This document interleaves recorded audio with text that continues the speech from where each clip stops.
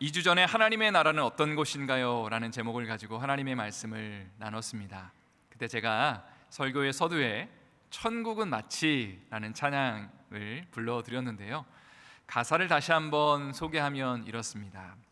천국은 마치 밭에 감추인 보화, 땅속에 묻힌 아무도 모르는 보석. 그 보석 발견한 사람은 기뻐 뛰며 집에 돌아가 집 팔고 땅 팔고 냉장고 팔아 기어이 그 밭을 사고 말 거야. 그러면서 제가 그날 세 가지를 나눴습니다. 하나님의 나라에 대한 특징을 나눴는데요, 하나님의 나라는 첫 번째로 예수님에 대한 가르침이 있는 것이다. 다음 슬라이드를 좀 보여주시면 감사를 드리겠습니다. 그리고 두 번째로 복음의 선포와 결단이 있는 것이고, 하나님의 나라는 치유가 있는 것이다. 그러니까 아프고 연약한 자들이, 심령에 상함이 있는 자들이 왔을 때에 예수님이 그들을 안아주시고 격려하시고 따뜻하게 품어주시며 그들을 치유하시는, 그리고 하나님의 나라를 위해 선신하는 그런 역사가 있는 것이 바로 하나님 나라의 특징이라고 여러분과 나눴습니다. 오늘 우리가 함께 나눌 것은 복에 대한 것입니다. 사실 한국 사람들처럼 복을 좋아하는 민족도 없는 것 같아요. 그래서 새해가 되면 뭐라고 인사를 하죠?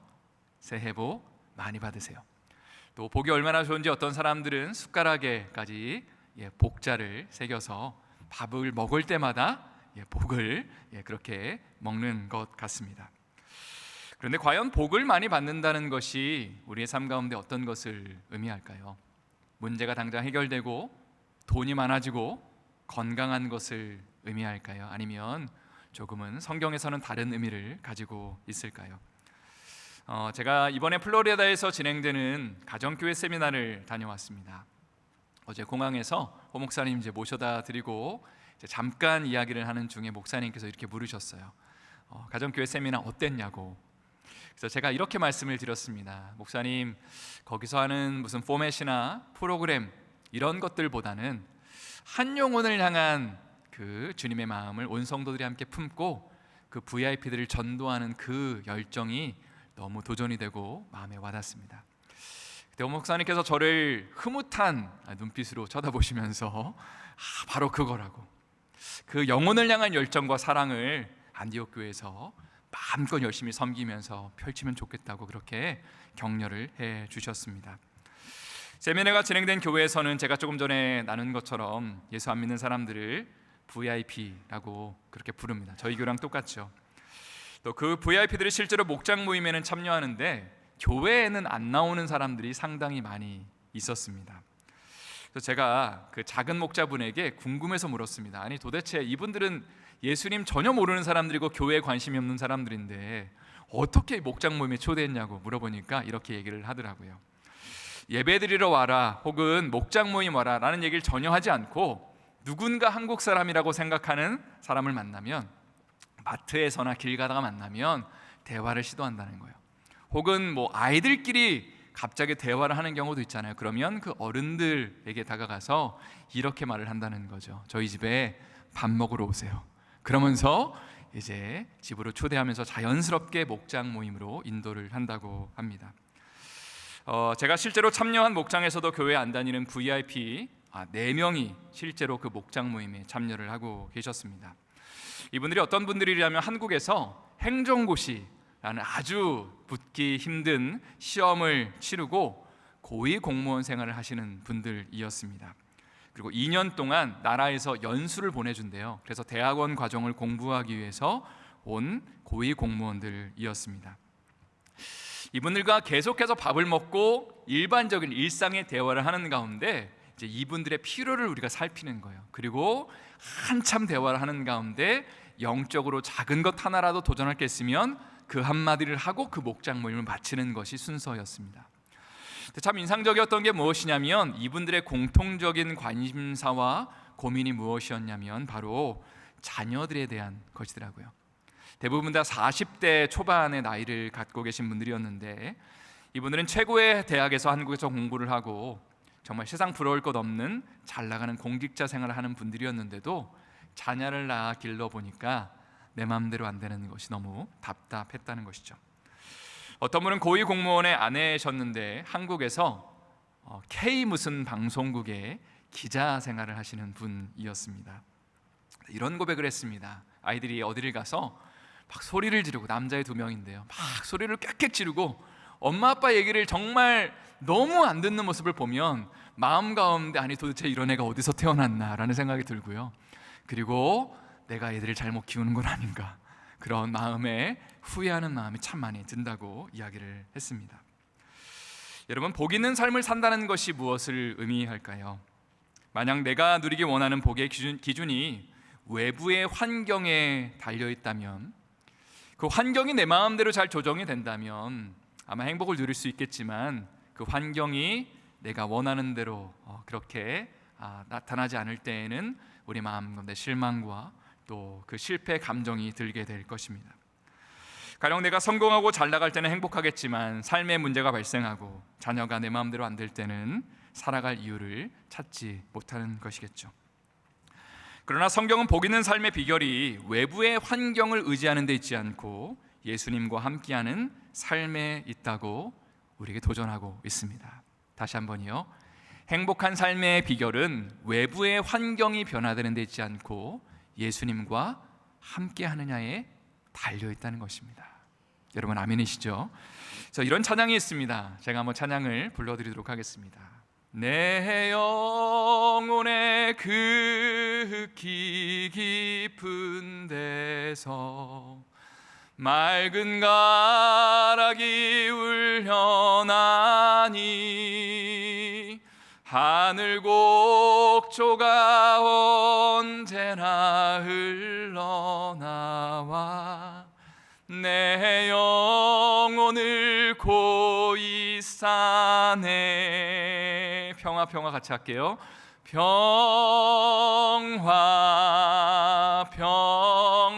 평화로다. 하늘 위에서 내려오네. 그 사랑의 물결이 영원토록 내 영혼을 덮으소서. 그래서 우리가 오늘 함께 나눌 것은 하나님께서 주시는 그 평강에 대해서, 하나님이 부어주시는 복과 행복한 삶의 비결에 대해서 여러분과 함께 나누기를 원합니다. 제가 미국에서 공부했던 곳은 시카고에 있는 위튼 칼리지의 대학원입니다. 제가 여기를 선택했던 이유 중에 하나가 이제 유명한 목사님들이 좀 여기를 많이 나왔는데 잘 알고 있는 빌리 그레이엄 목사님이나 존 파이퍼 목사님이 이 학교의 대학을 다니셨습니다. 그래서 저는 이제 대학을 이미 졸업을 했기 때문에 대학원을 공부하기 위해서 이곳에 유학을 갔습니다. 실제로 학교에 가면 빌리 그레이엄 박물관이 있는데 그 박물관의 맨 끝에 이제 목사님의 저서들이 꽂혀 있고요, 무료로 가져가라고 대신에 이제 도네이션 하라는 박스가 하나 놓여져 있습니다. 그래서 제가 책을 몇 권 이제 가져왔는데 그 중에 하나가 뭐냐면 The Secret of Happiness, 행복의 비결이라는 책을 제가 가지고 왔습니다. 이 책의 내용을 여러분과 잠깐 나누고 싶은데요, 빌리 그레이엄 목사님은 이 책에서 인간이 3가지를 찾고 있다라고 그렇게 이야기를 합니다. 첫 번째, 인간은 평화를 찾는다. 모든 인간은 불안과 두려움과 염려로부터 평안과 자유를 간구합니다. 미국 갤럽이라는 여론조사 기관에서 최근에 한 조사인데 이런 질문을 던졌습니다. 당신의 인생 가운데 한 번이라도 우울증을 겪은 적이 있습니까? 라는 질문에 대해서 미국 사람들은 무려 29%가 그렇다고 대답을 했고요, 그리고 현재 우울증 진단을 받거나 치료를 받고 있는 사람은 몇 퍼센트가 되냐면 17.8%가 되었습니다. 그러니까 대략적으로 5명이나 6명 중에 1명은 우울증을 진단받고 치료받고 있는 사람들이라는 겁니다.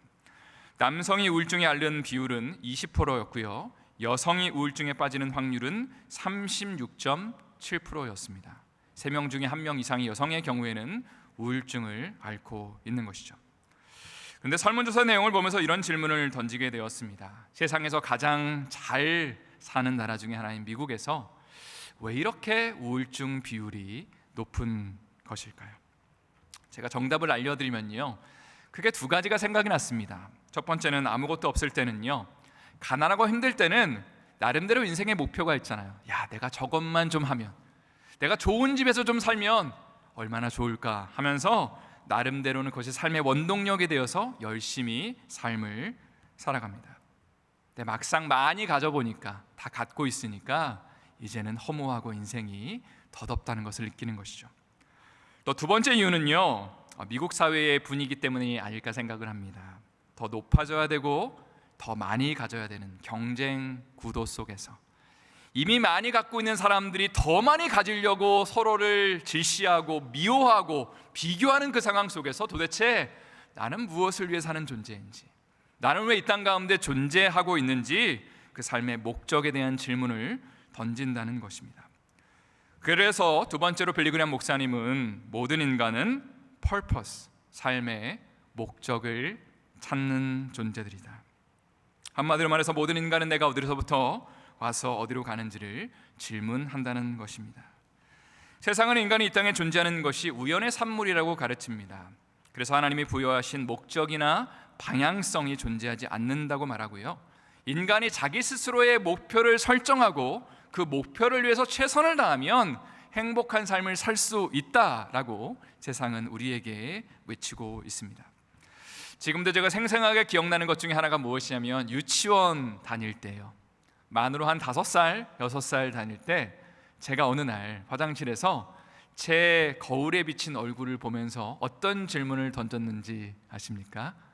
그 어린 나이에 죽음이란 무엇일까? 라는 질문을 던졌습니다. 그리고 또 한 가지 질문을 던졌습니다. 만약에 죽어서 모든 것이 끝난다면, 내 인생의 존재 자체가 사라진다면 얼마나 인생이 허무한 것일까? 라는 질문을 그 유치원 때 제가 던졌습니다. 그래서 아마 주의 종이 될 그 기미가 그때부터 보인 것이 아닌가, 그런 생각이 듭니다. 또 제가 고등학교 때는 공부를 해야 되는 목적과 방향성에 대해서 근본적인 질문을 던진 적이 있습니다. 왜 공부해야 되는지, 물론 이유를 알고 있었어요. 머리로는 하나님의 나라와 영광을 위해서 공부해야 되는 것을 알고 있었지만 그것이 마음에 와닿지는 않았습니다. 마음에 와닿지 않으니까 왜 살아야 되는지에 대한 그런 질문들, 또 심지어는 죽고 싶다라는 그런 감정 가운데 씨름했던 시간들도 있었습니다. 성도 여러분의 삶은 어떠십니까? 인생의 분명한 목적과 방향성을 발견하고 살아가시나요? 혹시라도 오늘 이 말씀을 듣고 있는 분들 중에 내가 인생 가운데 참 많은 것들을 이미 갖고 있는데 여전히 삶의 이유와 목적을 모르신다고 생각한다면, 삶의 허무함 가운데 괴로워하고 있다면 제가 정답을 알려드리겠습니다. 웨스트민스터 대유리 문답의 제1번 문항은요, 이렇습니다. 사람의 첫째 되고 가장 높은 목적은 무엇인가요? 답은 저희가 다 같이 한번 읽어보도록 하겠습니다. 시작. 사람의 첫째 되고 가장 높은 목적은 하나님을 영화롭게 하고 영원토록 하나님을 온전히 즐거워하는 것이다. 쉽게 말해서 인간은 하나님 안에 거할 때에만 자신의 존재 이유를 발견할 수 있습니다. 하나님을 즐거워하고 하나님 안에 거할 때에 진정한 삶의 목적과 의미를 찾게 되는 것이죠. 마지막으로 빌리그레엄 목사님은 인간은 하나님과의 관계를 찾는 존재다라고 이야기를 합니다. 세상에는 하나님을 부인하는 사람들이 있지만 그 사람들조차도 하나님 대신해서 다른 것들을 추구하는 가운데 자신의 삶의 목적과 방향성을 찾는 것을 보게 됩니다. 마음에 공허한 걸 아니까 그거를 대신할 수 있는, 하나님을 대신할 수 있는 것들을, 대체물들을 찾아 나선다는 것이죠. 학식이 될 수도 있고 돈이나 쾌락이나 자녀가 될 수도 있습니다. 그러나 하나님은 인간을 만드시면서 하나님만 채울 수 있는 빈 공간을 만들어 놓으셨기 때문에 인간은 아무리 하나님을 대신해서 다른 것들로 채우려고 노력을 해도 만족함을 누릴 수 없다는 것입니다. 여기까지가 서론의 말씀이고요. 이제 본론의 말씀을 이제 짧게 여러분과 함께 나누고 싶은데, 이제 오늘 본문의 말씀을 살펴보기를 원합니다. 2주 전에 나눈 것처럼 예수님은 사람들에게 하나님의 나라를 선포하셨습니다. 회개하라, 천국이 가까이 왔다 선언하시면서 하나님의 나라에 동참할 사람들을 찾으시면서 제자들에게 이렇게 도전하셨죠. 나를 따라와라, 내가 너희로 사람 낚는 어부가 되게 하겠다. 쉽게 말해서 예수님은 천국을 주기 위해서 이 땅 가운데 오셨습니다. 복 있는 삶, 하나님과 함께하는 평화가 넘치는 삶, 기쁨과 감사가 넘치는 천국을 선물하기를 원하셨는데 그 천국을 제시하시면서 뭐라고 말씀하시냐면 나를 따라오는 사람들에게, 나와 함께 그 길을 걷는 사람들에게 내가 이 천국을 선물해 주겠다, 내가 이 하나님 나라를 주겠다라고 그렇게 말씀하셨다는 것입니다. 그리고 제자들은 그물을 버려두고 때로는 배와 아버지를 버려두고 예수님을 따라가기를 시작했습니다. 이제 오늘 본문의 말씀 1절 말씀을 한번 다 같이 한 목소리로 읽어보도록 하겠습니다. 시작. 예수께서 무리를 보시고 산에 올라가 앉으시니 제자들이 나와온지라. 여기 보니까요, 예수님은 무리를 보셨다. 이미 여러 차례 나눴지만 예수님 주위에는 수많은 무리들이 함께 하였습니다. 예수님을 좋아하고 그분의 말씀을 듣기 원하는 사람들, 은혜 받기 원하는 사람들, 고침받기를 원하는 사람들이 항상 예수님 주변에 함께 있었다는 것입니다. 사실 오늘날에는 이러한 사람들이 많아지는 상태를 부흥이라고 정의하고 있습니다. 물론 잘못된 정의라고 할 수 있죠. 이런 표현이 조금 거북하게 들릴 수도 있지만 마치 백화점에서 모든 물건을 잘 갖춰놓고 모든 것들을 잘 구비해놓고 난 다음에 이리로 오시라고 하는 것처럼 오늘날의 교회는 그렇게 사람들의 구매에 맞는 것들을 잘 준비해놓고 나서 이리로 오시라고 모든 것이 준비되었다고 그렇게 이야기를 하는 것 같습니다. 그러나 호 목사님께서 자주 이야기하시는 것이 있습니다. 이런 말씀을 자주 하시는데 저는 여러분의 비유를 맞추는 목사가 아닙니다. 여러분의 귀를 즐겁게 하는 목사가 아닙니다. 다시 말해서 사람을 기쁘게 하고 수많은 사람들이 몰려드는 교회를 세우는 것이 우리의 부르심이 아니라 하나님의 마음에 합한 교회를 세우는 것, 하나님이 정말 기뻐하시는, 하나님이 영광 받으시는 교회를 세우는 것이 우리의 부르심이라는 사실이죠. 여러분 아멘이시죠? 실제로 오늘 본문 1절에서 예수님은 수많은 무리를 보시고 산으로 올라가셨는데 그때의 제자들이 나왔다라고 기록하고 있습니다. 쉽게 말해서 예수님은 수많은 사람들을 뒤로하고 그들을 떠나셨는데 바로 예수님이 그들을 뒤로하고 떠나시는 그 자리에 주님을 따르는 제자들이 나타나고 그들이 일어나기 시작했다는 것입니다. 이것은 아주 중요한 영적 원리를 우리에게 알려준다고 할 수 있습니다.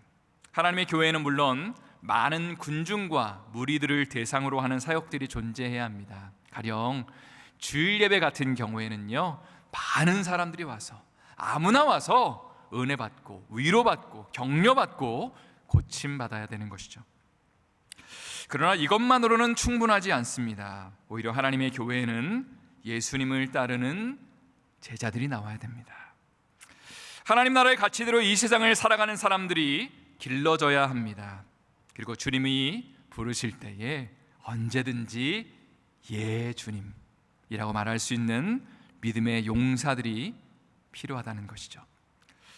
그리고 그 믿음의 사람들을 향해서, 자신을 따르는 그 제자들을 향해서 예수님이 말씀하신 것이 바로 오늘 본문의 말씀입니다.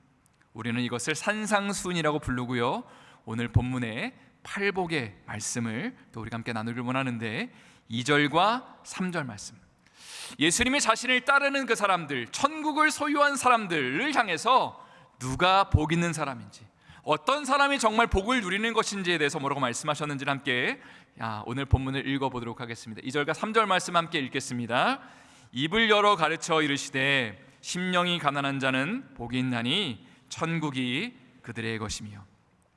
헬라어 원문을 살펴보면요, 오늘 본문의 3절 말씀은 심령이 가난한 자는 이라고 시작하지 않고요, 먼저 복이 있다라는 표현으로 시작하게 됩니다. 그러니까 예수님은 제자들을 향해서 이렇게 말씀하시는 거예요. 복이 있다. 그럼 사람들이 귀를 기울였겠죠. 아니 누가 복이 있죠? 아니 어떤 사람이 복이 있죠? 라고 그렇게 질문을 던질 때 예수님은 심령이 가난한 사람이 복이 있다라고 그렇게 말씀을 하셨다는 겁니다. 사실 오늘날 복이 있는 삶은 돈이 많은 삶을 가리킵니다. 돈이 많으면요, 우리 인생 가운데 불편함이 많이 감소하는 것은 사실입니다. 조금 편안하고 편리해지는 것은 사실입니다. 그러나 돈이 많다고 행복한 삶이 보장되는 것은 아닌 것이죠. 제가 아주 오래전에 스리랑카에서 선교를 할 때에 주중에는 시골에 있는 센터에서 생활을 했었고요, 주말에는 이제 시내로 나가서 한인교회에서 사역을 했었습니다. 감사하게 주말마다 교회에서 차를 보내주셔서 그 차를 타고 가면 라이드에 대한 문제가 전혀 없었는데요. 아주 가끔씩 주중에 교회에 가야 될 때는 참 라이드가 없는 상태에서 교회를 가야 되기 때문에 참 어려움을 경험했습니다. 버스를 3번을 타야 되는데 정말 더운 날씨에 에어컨이 나오지 않는 버스였고요. 3번을 타는데 차비가 얼마 정도 들었냐면 제가 정확한 기억은 모르겠지만 한 100원 정도였던 것 같아요. 100원. 한국에 그 100원이면 3번을 탈 수가 있었습니다.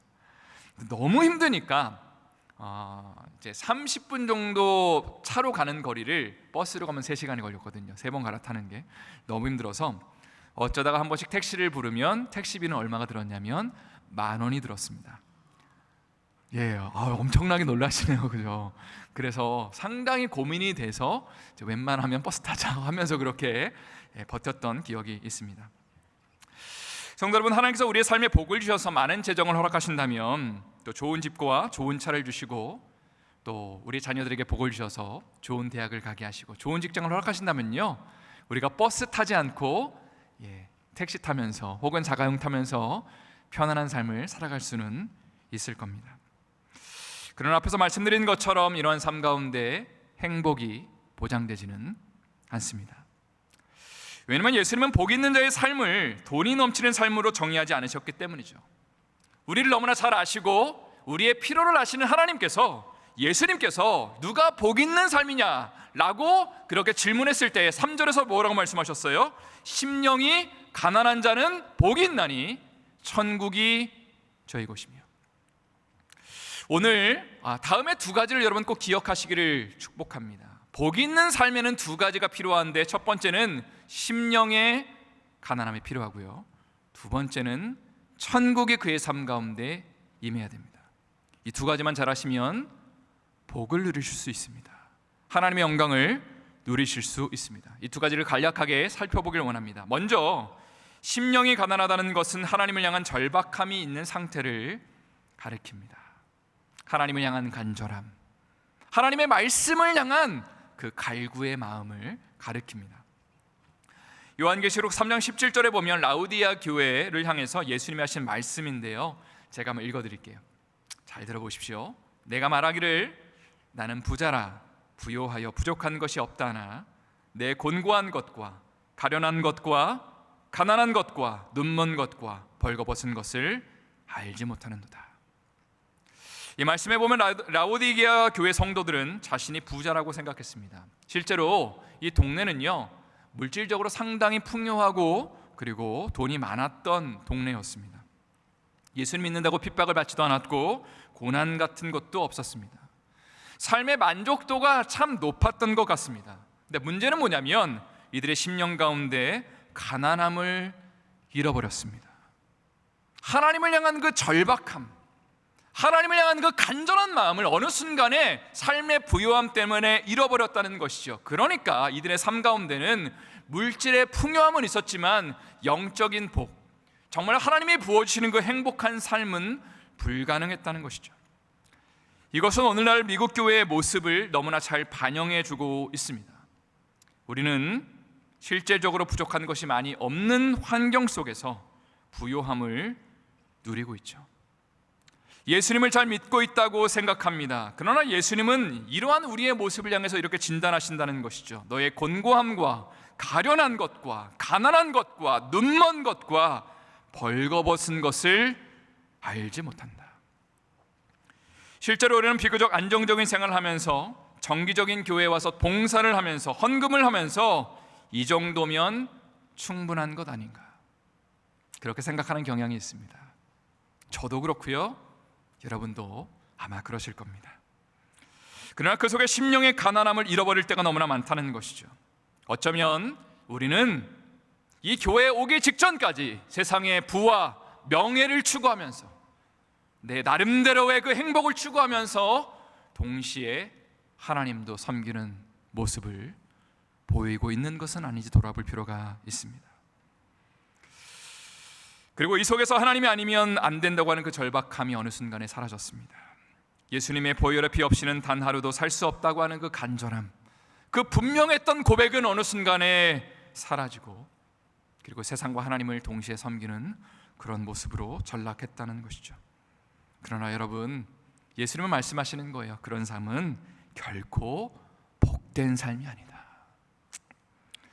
아무리 돈이 많고 아무리 잘 나가고 부족한 게 없어도 심령의 가난함이 회복하지 않으면, 하나님을 향한 그 간절함과 갈구의 마음이 너의 마음 가운데 회복되지 않으면 그것은 행복한 삶이 아니다, 은혜 넘치는 삶이 아니다, 천국의 삶이 아니다 라고 주님이 그렇게 우리에게 도전하시며 경고하신다는 사실입니다.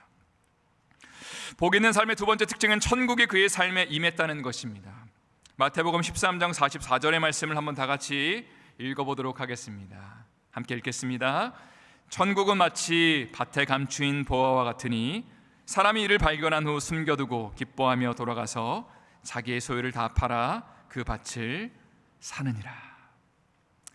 우리는 흔히 천국을 하나님이 우리의 기도에 응답하시는 것, 우리의 문제가 해결되는 것, 우리의 삶 가운데 부족함이 없는 상태로 규정합니다. 그러나 천국을 소유하는 것은 예수님이 이렇게 정의하십니다. 이러한 혜택들을 포기하고 나를 따르는 거야. 조금 편안하게 살 수 있는 권리나 더 많이 누릴 수 있는 권리나 내가 높아지고 인정받을 수 있는 권리를 내려놓고 예수님을 왕으로 모시고 그분을 따라가는 삶이, 그래서 감추인 보화를 찾기 위해서, 예수님을 소유하기 위해서 하나님 앞에 나의 삶을 내려놓는 것이 천국의 삶이야 라고 우리에게 말씀하신다는 것입니다. 오늘의 말씀을 마무리하기를 원합니다. 여러분은 우리 안디옥 교회가 어떤 교회가 되기를 원하십니까? 한번 곰곰이 생각해 보십시오. 풍요가 넘치고 사람들이 넘치고 헌금이 넘치는 교회가 되기를 여러분 꿈꾸십니까? 이러한 사람들이 몰려들어서 자신의 부요함을 자랑하는 교회가 되기를 원하십니까? 그러나 오늘 본문에서 예수님이 말씀하시는 천국의 본질은 심령의 가난함이 회복되는 것입니다. 아멘이시죠? 하나님을 알고 싶어하는 그 마음, 하나님의 말씀을 듣고 싶어하는 그 간절함, 세상의 것들은 때로는 포기할 수 있지만 그런 것들 말고 하나님, 정말 내가 포기할 수 없는 주님을 향한 그 갈급함은 내가 놓을 수 없다고, 오늘 그 은혜를 부어달라는 그 마음이 회복되는 것, 그 성도들이 넘쳐 흐르는 것이 하나님 기뻐하시는 아름다운 천국을 추구하는 교회라는 사실입니다. 마지막으로 심령의 가난함이 회복되고 천국이 임한 사람의 삶에는 사명이 회복되는 사실을 여러분 기억하십시오. 참 기가 막힌 거예요. 하나님의 은혜가 임한 곳에는요, 사명이 회복됩니다. 내가 무엇을 위해 사는 존재인지, 내가 어떤 것을 위해서 존재하는지를 분명하게 찾게 된다는 거예요. 하나님의 그 나라를 소유하고 삶 가운데 천국이 회복된 삶의 특징입니다. 매주일마다 외치는 안디옥 교회의 사명 선언문을 요약하면요, 다음과 같습니다. 다음 슬라이드를 보여주시죠. 제가 사명 선언문을 묵상하는 가운데 이 세 가지를 잘하면 되는 거구나, 이런 감동을 주셨습니다. MOV의 비전을 가지고 첫 번째 뭐예요? 잃어버린 영혼을 구원하는 것. 두 번째, 제자를 삼는 것. 세 번째, 세계 선교를 감당하는 것. 이것이 하나님이 우리 안디옥 교회에 주신 비전입니다. 그리고 여러분에게 제가 단언하면서 말씀을 드릴 수 있습니다. 앞으로도 제가 이 원칙을 고수할 예정인데, 위에 세 가지와 연결되지 않는 모든 것은 다 헛것입니다. 믿으십니까 여러분? 쉽게 아멘이 나오실지 모르겠습니다. 이 세 가지와 관련되지 않는 모든 것은 헛된 것입니다. 가령 제가 예를 하나만 들어드리도록 하겠습니다. 공동체 안에서 예를 들어서 누구의 목소리가 더 크냐, 누구의 의견이 더 옳다는 것 하나도 중요하지 않습니다. 그게 영혼 구원하는 데 도움이 된다면 마음껏 얘기하겠죠. 그러나 영혼 구원하는 본질에서 벗어난다면 우리는 그것들을 포기해야 됩니다. 왜냐하면 그게 하나님 기뻐하시는 천국의 모습이니까요. 하나님이 기뻐하시는 교회를 추구하기 위해서 우리 삶 가운데 어떤 것 하나라도 당장 하나님이 멈추라고 말씀하시면, 예 주님, 제가 그거 포기하고 나의 생각을 멈춰 세우고 하나님의 나라 구하겠습니다. 잃어버린 영혼을 구원하는 일이라면, 제자 삼는 일이라면, 세계 선교 감당하는 일이라면 발벗고 나서면서 내 삶을 드리겠다고 고백해야 되지만, 이 외에 다른 것들에 누군가가 말을 한다면, 누군가가 수근수근 거린다면 이렇게 말해야겠죠. 김 집사님, 이 집사님, 임 권사님, 당장 멈추십시오. 하나님 원하시는 교회의 모습은 영혼을 구원하는 것, 제자 삼는 것, 그리고 선교 감당하는 겁니다. 우리 교회는 이것을 위해 존재합니다. 우리 교회는 이것을 위해서 발버둥 치는 성도들이 넘쳐나는 교회입니다 라고 말할 때에 하나님의 교회가 든든하게 세워질 수 있다는 것이죠. 제가 이제 3가지 선언을 여러분에게 할 것인데 큰 소리로 아멘으로 화답해 주시면서 오늘 말씀을 마무리하기를 원합니다. 제가 3가지를 한 가지씩 말할 때 여러분 아멘으로 그렇게 화답해 주시길 부탁을 드립니다. 우리 안디옥교회는 세상의 부유함을 추구하지 않고 심령의 가난함을 사모하는 성도들이 넘쳐나는 교회가 될 것입니다. 조금 더 크게요. 아멘. 예. 2번째로 우리 안디옥교회는 비본질적인 것들을 내려놓고 하나님이 기뻐하시는 것을 추구하는 성도들이 넘쳐나는 교회가 될 것입니다. 3번째로 우리 안디옥교회는요, MOV의 비전을 가슴에 품고 정말 천하보다 귀한 영혼을 구원하기 위해서 발버둥 치며 예수 그리스도의 제자들을 세워내고 하나님의 나라 일꾼들을 길러내고 세계 선교를 감당하는 교회가 될 것입니다. 이러한 은혜와 축복이 이전에 30년 가운데 호 목사님을 통해서 하나님께서 이 안디옥 교회에 이러한 놀라운 축복과 은혜를 부어주셨습니다. 앞으로의 30년 가운데도 이러한 은혜와 축복이 함께 기도하며 마음 모으며 하나님 앞에 울부짖는 성도들을 통해서, 리더들을 통해서 이 땅 가운데 구현될 수 있기를 예수님의 이름으로 축원드립니다. 다시 한번 예수님의 이름으로 축원드립니다.